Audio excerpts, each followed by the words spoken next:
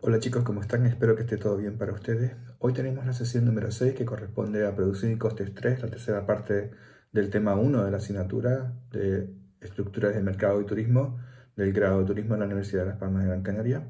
Hoy vamos en particular a estudiar los costes de una empresa, vamos a distinguir entre los costes fijos y variables, vamos a definir el concepto de coste medio, coste variable medio, coste fijo medio y coste marginal y vamos a estudiar cómo cambian los costes de una empresa cuando cambia su nivel de producción. Bueno, en primer lugar, en esta transparencia tenemos a la derecha de arriba un recordatorio del concepto de la pendiente de una función de producción.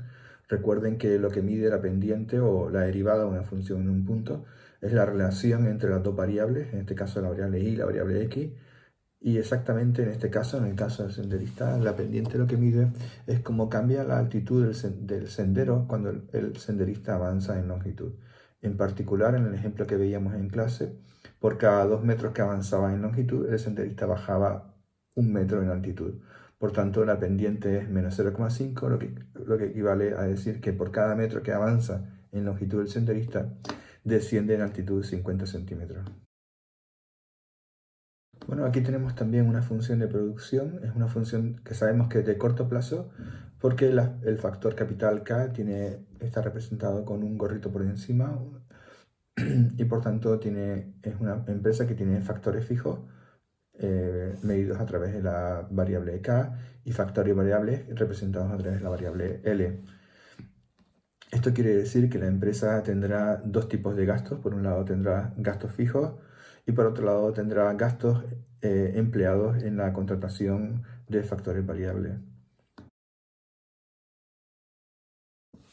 El gasto en factores fijos pues será el número de unidades de factores fijos que ha contratado, es decir, K barra, multiplicado por R, que es el coste unitario por factor fijo. Por tanto, R por K será el gasto total en factores fijos y el gasto total en factores variables será el número de unidades de factores variables contratadas, L, que en este caso depende de la producción, multiplicado por W, que es el precio unitario por factor variable o salario también. Por tanto, R, el coste unitario de cada factor fijo, multiplicado por el número de unidades de factor fijo, corresponde a lo que son los costes fijos de la empresa. Lo podemos agrupar como costes fijos de la empresa porque no depende del nivel de producción.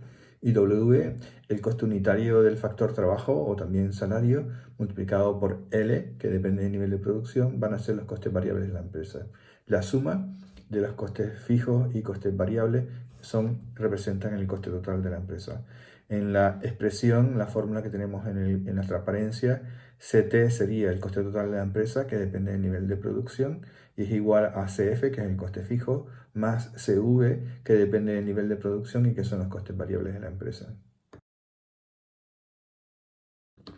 En la parte superior derecha de la transparencia tenemos un ejemplo del libro que nos refleja una función de coste total de la empresa. Recuerden que el coste total de la empresa es el coste fijo más el coste variable. En este caso, en la segunda columna tenemos el número de unidades de factor trabajo contratada, L, y W sería en este caso 200, es decir, el coste por unidad de factor trabajo contratada es 200 unidades monetarias. Eso nos permite determinar cuál es el coste variable de la empresa multiplicando W por L, como hemos visto anteriormente.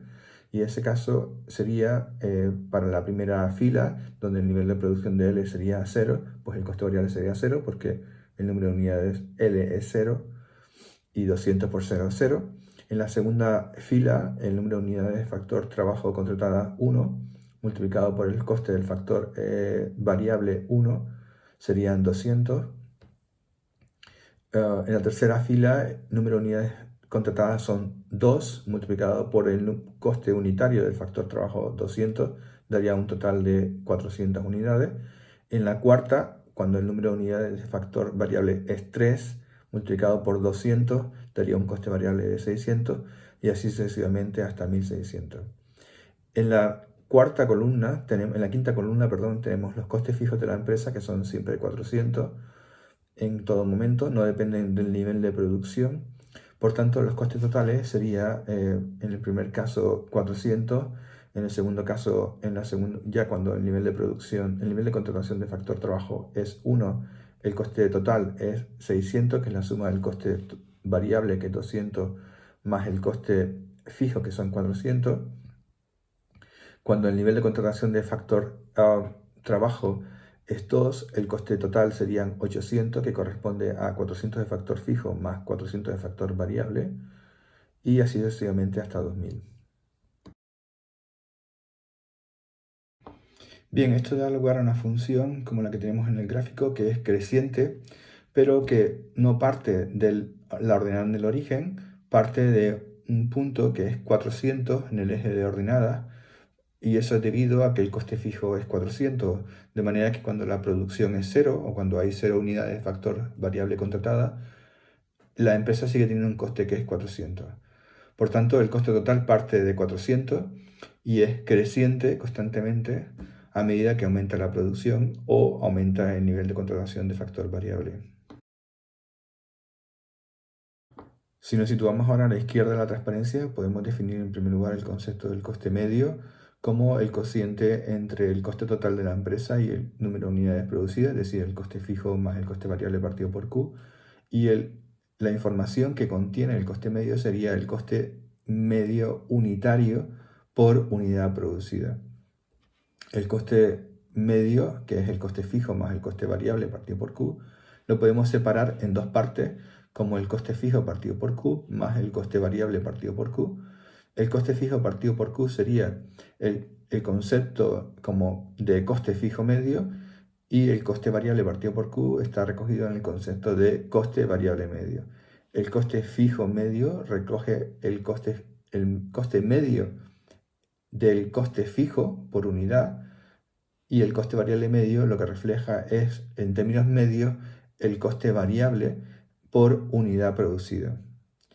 Por tanto, el coste fijo medio, sería el coste fijo total partido por Q. Y si bien el coste fijo no depende del nivel de producción, ahora el coste fijo medio sí que depende del nivel de producción. Tenemos una cantidad fija que se divide en función del número de unidades producidas. Cuanto mayor es el número de unidades producidas, menor será el coste fijo medio, menor parte le corresponde del coste fijo a cada unidad producida. Eso quiere decir que el coste fijo medio es una función que es siempre decreciente con el nivel de producción. Cuando el nivel de producción es bajo, el coste fijo medio es alto, y cuando el nivel de producción es alto, el coste fijo medio es bajo.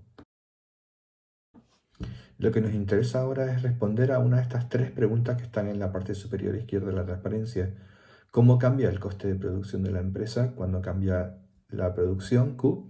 ¿Cómo cambia, o bien cuánto cambia el coste cuando se produce una unidad más, o bien cuánto costó la última unidad producida? Básicamente, por tanto, es una relación entre cómo cambia la producción y cómo cambia el coste total. Por tanto, volviendo al concepto de derivada, en realidad para responder esta pregunta, lo que tendríamos que hacer es calcular la derivada de la función de coste total con respecto a Q. Y esta derivada del coste total con respecto a Q lo podemos denominar como el coste marginal, CMA de Q, o coste marginal, y por tanto el contenido, la información que contiene ese coste marginal, es la respuesta a cada una de estas preguntas.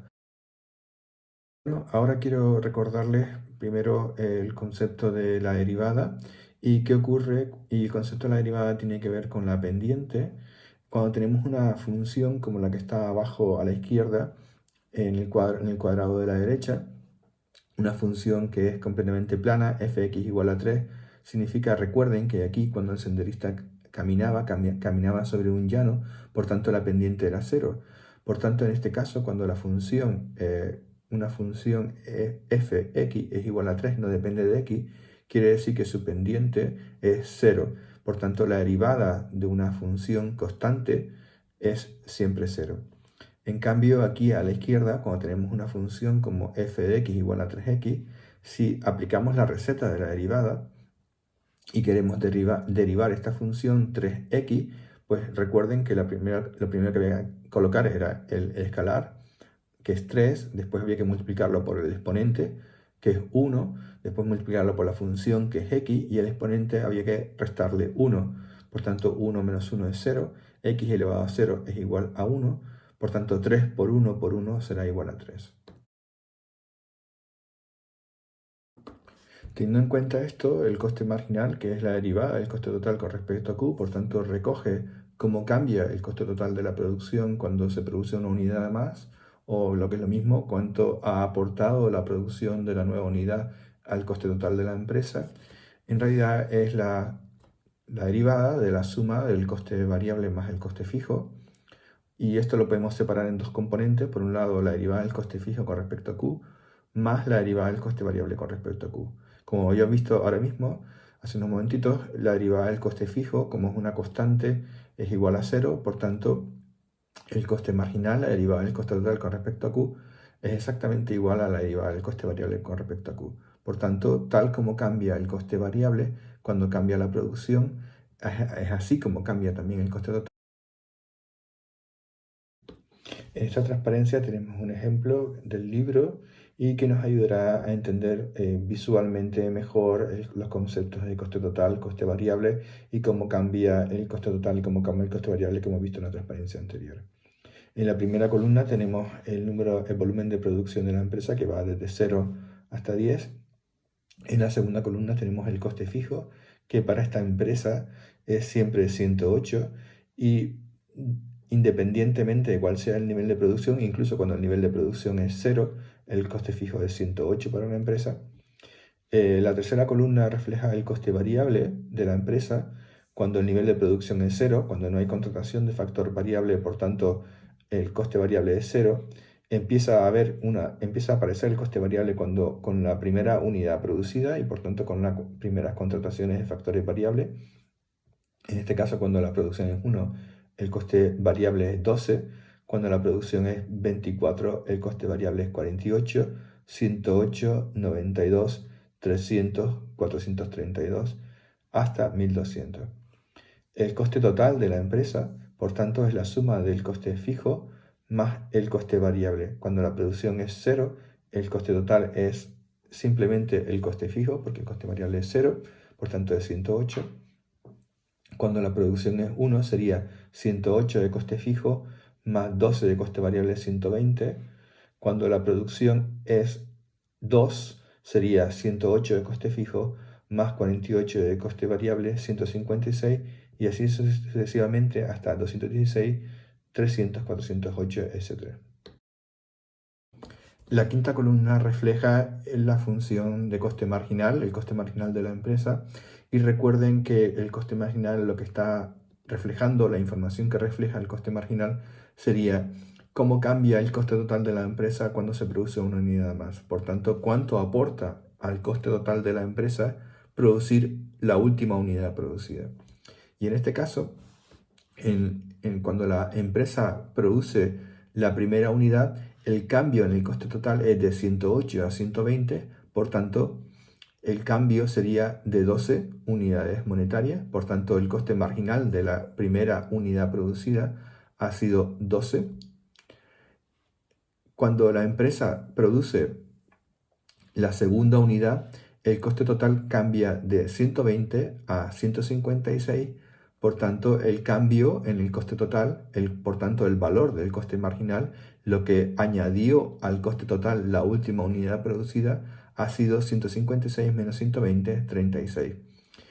La tercera unidad producida genera un aumento en el coste total de la empresa de 156 a 216. Por tanto, el aumento en el coste total de la empresa por la tercera unidad producida ha sido de 60 unidades monetarias. Por tanto, el coste marginal de la tercera unidad producida sería 60. Cuando la empresa produce la cuarta unidad, el coste total va a ser 300, por tanto el aumento en el coste total ha sido de 216 a 300, el coste marginal de la cuarta unidad producida es 84. Si observamos cómo ha cambiado el coste variable por cada vez que se añade una unidad a la producción, la primera unidad añadió un coste variable, generó un cambio en el coste variable de 12 unidades monetarias, exactamente de la misma manera en la que cambió el coste total. La producción de la segunda unidad generó un aumento en el coste variable total de 12 a 48, por tanto de 36 unidades monetarias, exactamente lo mismo a cómo cambió el coste total de la empresa, la tercera unidad producida generó un cambio en el coste total, variable total de 48 a 108, lo que generó un cambio de 60, que fue exactamente igual a lo que se produjo también, al cambio que se produjo también en el coste total. Por tanto, como cambia el coste variable, cambia también el coste total de la empresa. Por tanto, la última columna refleja los valores del coste marginal. En este caso sería para 1, 12, para la unidad número 2, 36, 60, 84.